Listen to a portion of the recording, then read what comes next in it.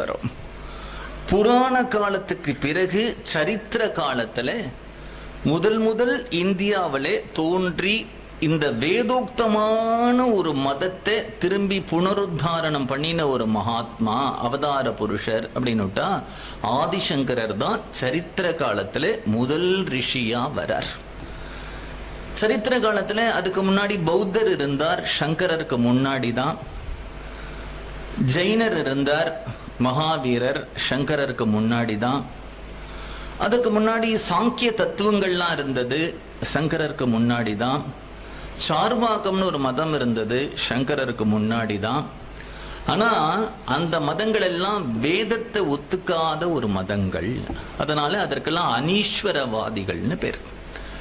மற்ற தேசத்தில் இருக்கக்கூடியவர்கள் எல்லாம் சொல்லும் பொழுது அவர்களுடைய அறிவுக்கும் அவர்களுடைய சக்திக்கும் அவர்களுடைய அனுமானத்துக்கும் உட்பட்ட மதம் அப்படிங்கிற மாதிரி தான் இந்த மதங்கள் எல்லாம்.